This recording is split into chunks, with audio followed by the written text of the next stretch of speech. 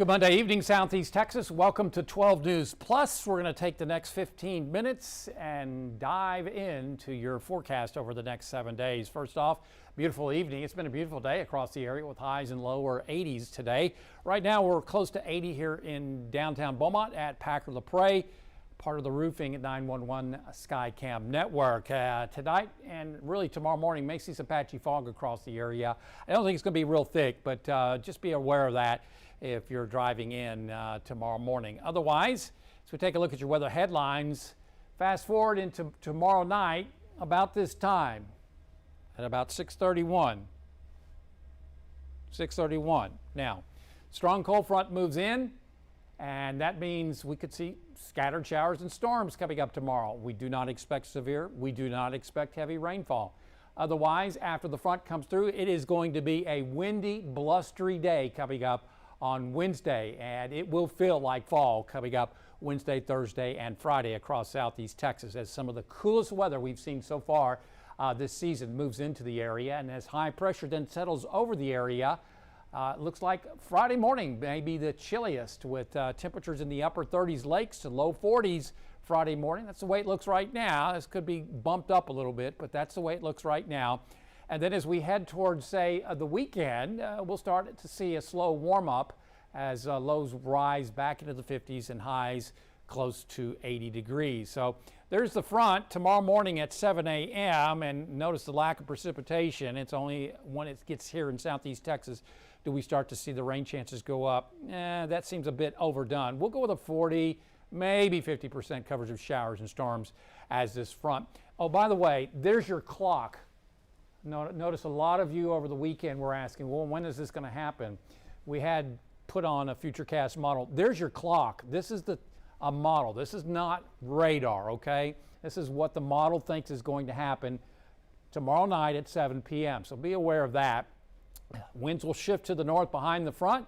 It'll be quite blustery coming up tomorrow night. We could see some wind gusts tomorrow night, 25 up in the lakes, maybe 20 here in the triangle once the winds swing around to the north behind the front late tomorrow night. Otherwise, after that happens, Wednesday is going to be windy. Could see wind gusts out of the northwest at 25 to 30 miles an hour. So that coupled with humidity levels really tanking, very dry air mass filtering into our area coming up on Wednesday. This will yield a very high to extreme wildfire danger threat across Southeast Texas. Well, what does that mean? Well, that means if fire starts, a grass fire or a brush fire, it gets away, it will spread rapidly. And that will be quite the issue coming up on Wednesday because the air is going to be dry, so it's going to be pulling moisture off the ground and out of the fuels, the grasses, and the brush. Yes, I know we got rain this weekend, but it doesn't matter because the air is going to be dry,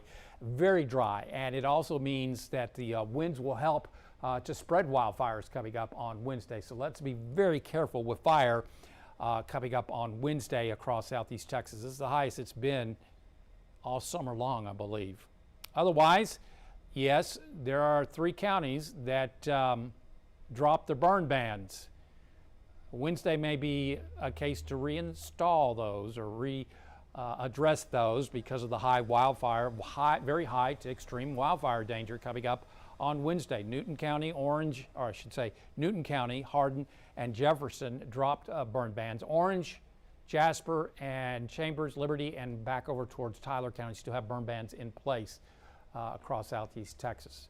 Clear skies outside on the Pro Roofing Concept satellite and radar loop, lower 70s lakes, and looking at the mid to upper 70s to around 80 out there right now. And expecting some fog coming up tomorrow morning as this warm front, this is the front that came through this weekend that brought us the rain, the 1 to 3.5 inches across the area, moving away from our area. But we do expect that to help with high pressure, clear skies, and returning moisture to give us, and light winds, help us to produce some patchy fog tomorrow morning. So the front is up into Utah right there. That's what's going to be moving into our area as we work on to tomorrow night across our area.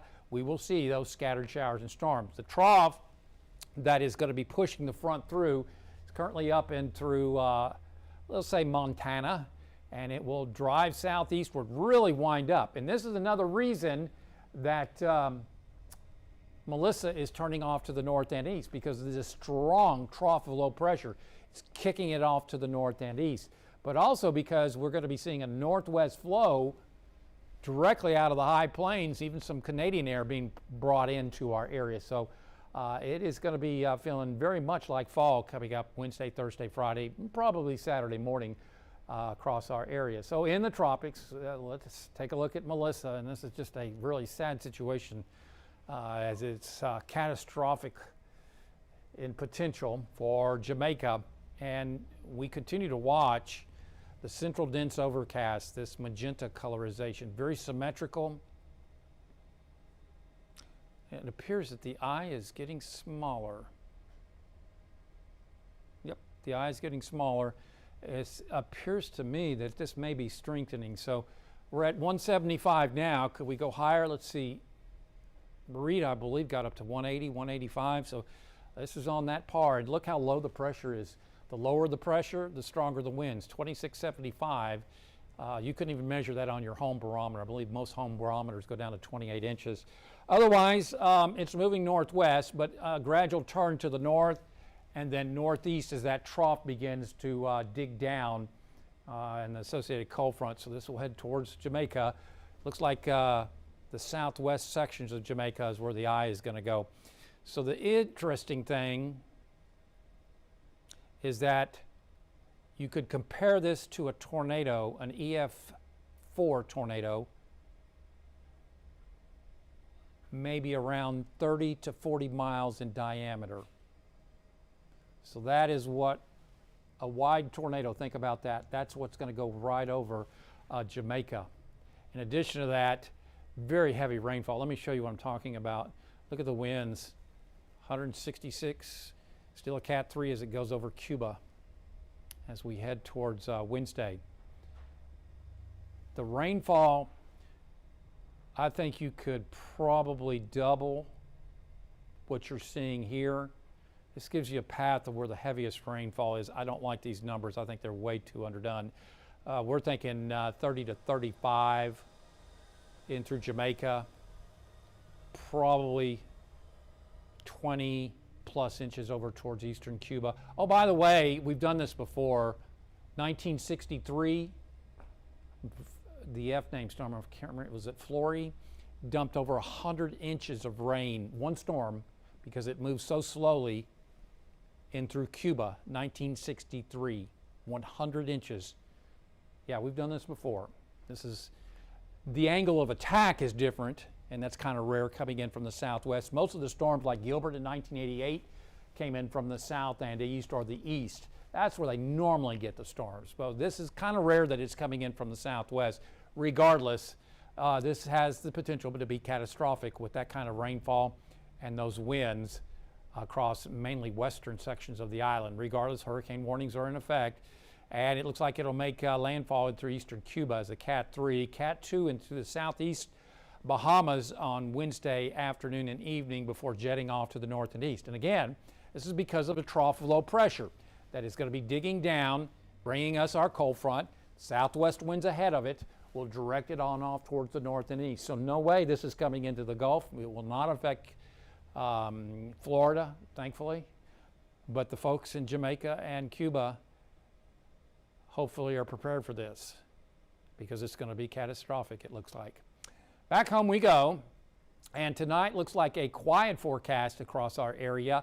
Again, can't rule out some patchy fog and or low clouds tomorrow morning because of the returning southeasterly winds and returning low-level moisture, clear skies. So we'll get some fog, particularly up in the lakes, maybe here in the triangle. I think the upper 50s is good, and in the low, maybe mid-60s here in the triangle. So we'll see some sun during the first half of the day coming up on your, what is tomorrow, Tuesday? And then tomorrow afternoon late, after the kids get home for the most part, we'll see scattered showers start to develop in the lakes and intensify a little bit and head on in the triangle roughly about 5, 6, 7 o'clock tomorrow evening. And then here comes the cold front.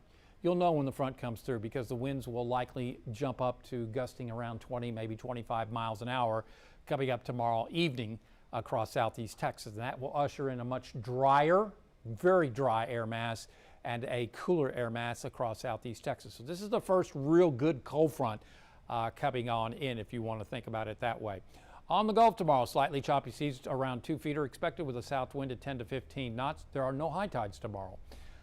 And look at that, sunrise 7:26 a.m., sunset at 6:31 p.m. That's all about to change coming up early Sunday morning as we fall back 1 hour.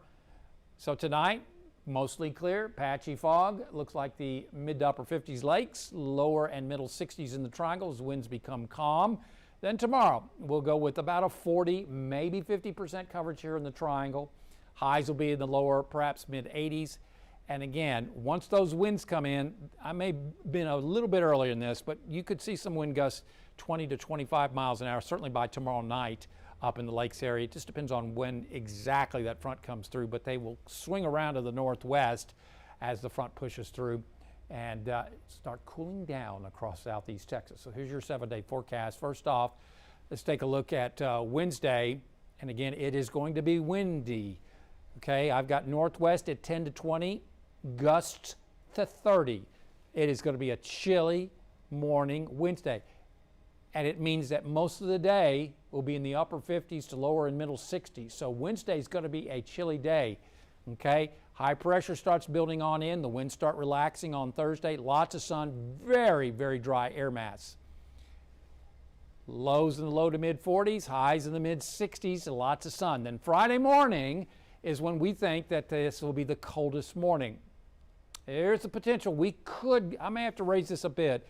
It's going to be 39, 40, 41 up in the lakes and in the low to mid 40s here in the triangle. So that will be the coldest morning so far this season, Friday morning across southeast Texas. That will certainly get the deer moving. Otherwise, as we head towards Friday night, we've got high school football and we've got the trick-or-treat forecast. And well, this year we'll not be sweating in our costumes. It looks like the upper 60s at 5 p.m. And if you're still out at 9 p.m., shame on you. Could be in the low 50s lakes to the upper 50s in the triangle under clear skies. It'll likely drop into the low to mid 50s by 10 p.m. for Friday night football. So it looks like a quiet night, looks like a chilly night for Friday night football and also for the trick-or-treat forecast, especially after the sun sets coming up Friday evening across southeast Texas. And then as we head towards Sunday morning, let's do that again. Sunday morning at 2 a.m., we fall back. Yay, not. 2 a.m. becomes 1 a.m. We fall back.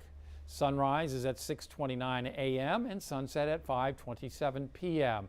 So that means you gain an hour of sleep. This is the best weekend of the year, as I've said many times in my career, because it's the longest weekend of the year by 1 hour. Now, when we spring ahead, it's the shortest weekend of the year. So enjoy your longer weekend and your extra hour of sleep. So as we return to the forecast, lows in the 50s Wednesday morning, then Thursday, Friday, Saturday morning, lows in the 40s, maybe the upper 30s Friday morning. And then it's looking like we will see highs returning to the mid 70s on Saturday. There's going to be a little upper level disturbance coming in on Saturday. Right now, we're not going to go with any rainfall because the air mass at the surface is so dry. Sunday, looking at lots of sun, about 79, 80 degrees. Monday, looking at lots of sun and about 81 degrees.